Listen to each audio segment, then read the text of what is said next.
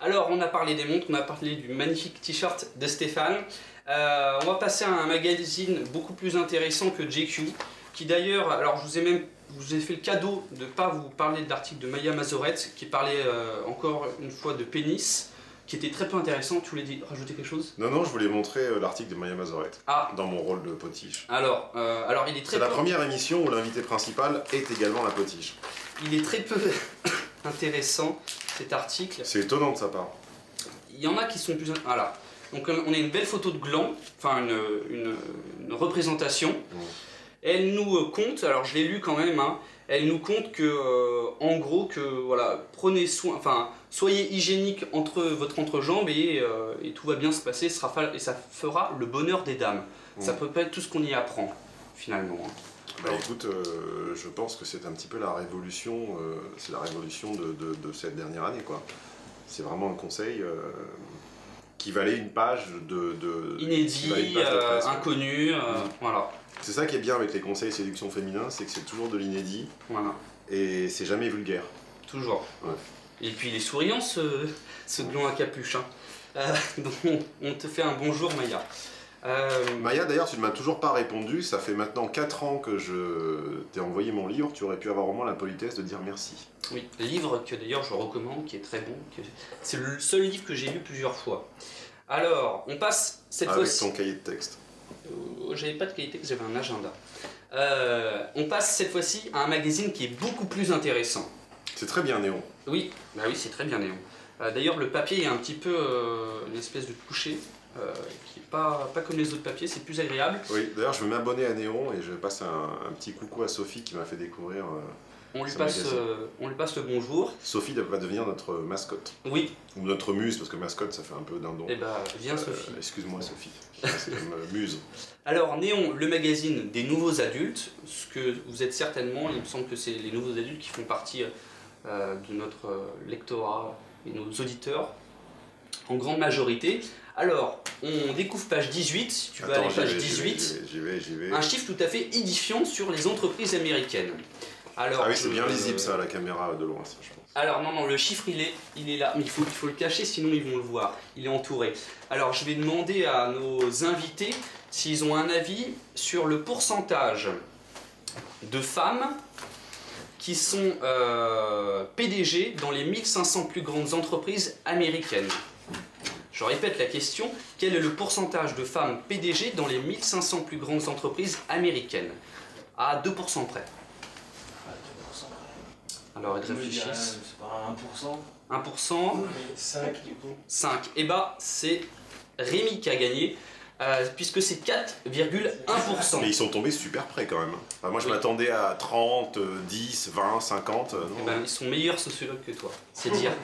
Alors, 4,1% des PDG des 1500 plus grandes entreprises américaines avec une plus belle tache sont des femmes. Alors, pourquoi ce chiffre si bas, Stéphane? Est-ce que les femmes sont rejetées aux portes de responsabilité? Est-ce que c'est une misogynie des classes dirigeantes? Ou alors est-ce qu'elles seraient moins attirées par des postes de haute responsabilité? Bon, moi je trouve que c'est un chiffre qu'on peut voir de deux côtés. On peut le voir comme bas, on peut le voir comme haut également. À l'aéroport, je voyais encore tout à l'heure, toujours dans ce même esprit de bridage, cette campagne Science Needs Girls ou Science Needs Women. Dans mon école, on n'entend que ça. Oui, mais la réalité, c'est pas Science Needs Women, c'est Scientists Need Women. Ouais, parce pour qu'ils deviennent un petit peu plus cool. Parce que la science, depuis à peu près la première invention technologique qui doit être le feu et la seconde qui doit être la roue, ou vice versa, 99, je sais pas combien des inventions sont l'œuvre de cerveaux masculins qui, jusqu'à preuve du contraire, ne sont pas des cerveaux malades et tout fonctionne. Et ces inventions fonctionnent bien et sont utilisées à la fois par ces hommes, d'autres hommes et par des femmes.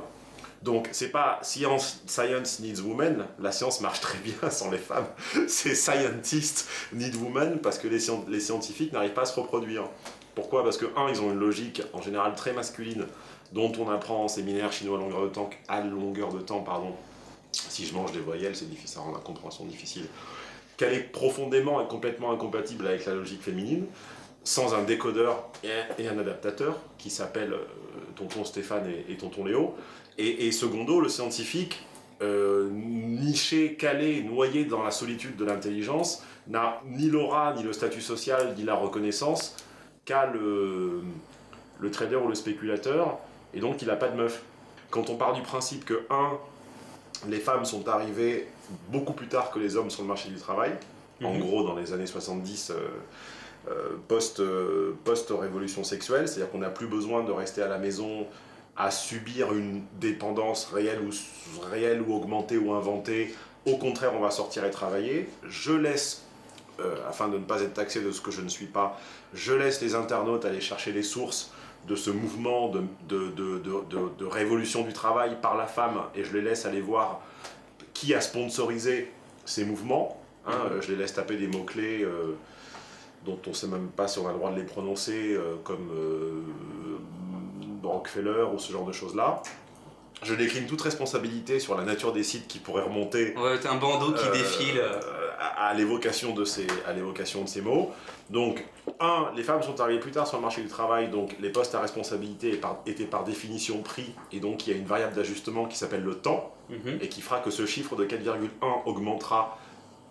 Ne peut qu'augmenter.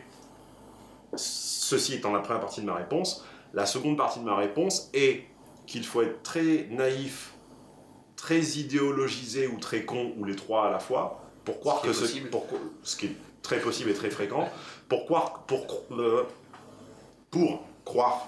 ce 4,1 deviendra un 40 ou un 50, ce qui serait la répartition statistique homme-femme de la population. Le plafond de verre de l'entreprise, qui est le plafond au-delà duquel on dépasse la niche, l'espace des cadres dirigeants, associés, créateurs d'entreprise, est un lieu où fondamentalement et symboliquement on tue. C'est un lieu de guerre, c'est le lieu de la haute trahison, c'est le lieu de la guerre sans merci. C'est-à-dire que c'est une bataille de territoire. On capture les ressources de l'autre en lui capturant les membres de son équipe. C'est une bataille d'influence. C'est un univers de guerre symbolique où l'associé, le partenaire, le collaborateur est un ennemi à abattre par tous les moyens. Or, F-Pur, dans son logiciel, n'a pas la guerre. F-Pur, c'est le contraire. Donc en réalité, toutes les femmes de pouvoir ou toutes les femmes cadres dirigeantes ont toujours et systématiquement, et démontrez-moi le contraire si vous ne me croyez pas, une énorme part masculine. Et ça va de Margaret Thatcher il y a 20 ans à Marine Le Pen, en passant par Angela Merkel. C'est-à-dire qu'une femme, même féminisée, même féminine et apprêtée, du moment où elle a besoin d'utiliser son logiciel de répartie de cadre dirigeante, devient un homme et s'exprime comme un homme, pense comme un homme et a le même degré d'amoralité et d'impureté et de violence symbolique qu'un homme. Et alors, est-ce que ça serait pas possible que finalement ce terrain de bataille, où tu dis qu'il faut se battre et voilà, change dans un terrain qui serait plus favorable à ce que tu disais aux femmes, et dans lequel elles se sentiraient plus à l'aise de percer ce plafond de verre?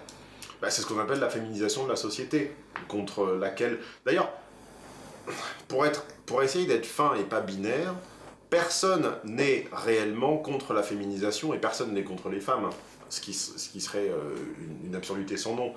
Tout le monde, les gens intelligents ne sont ni contre l'un ni contre l'autre, ils sont contre l'absence de discernement. Le discernement est un mot que tu retrouves sur mon site depuis quasiment le premier article. 1995. Windows 1.0. Exactement. L'absence de discernement est également la phrase que tu retrouves dans le dernier article d'Alain Valterio, ce psychanalyste jungien à qui j'essaie de donner un écho en France, car il en a finalement assez peur de ses frontières. Dans un magazine suisse. CF, notre page Facebook. Vous devez liker. Si vous êtes intelligent et que vous avez du discernement. Likez également cette vidéo, profitez-en et abonnez-vous pour recevoir les prochaines.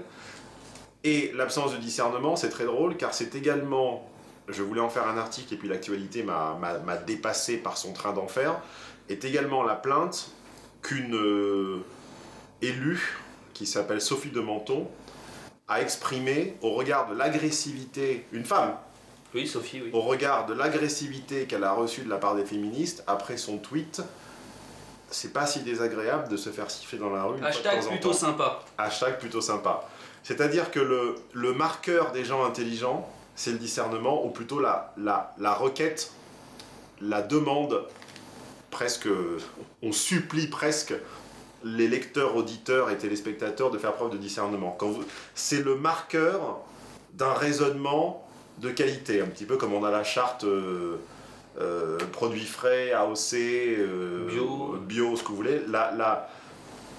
Le marqueur d'un raisonnement de qualité, c'est en général sa longueur, 2 sa complexité, parce qu'on ne peut pas tout résumer en 20 secondes, 2 sa complexité, 3 son refus de la binarité, et 4 son éternelle complainte du manque de discernement des gens.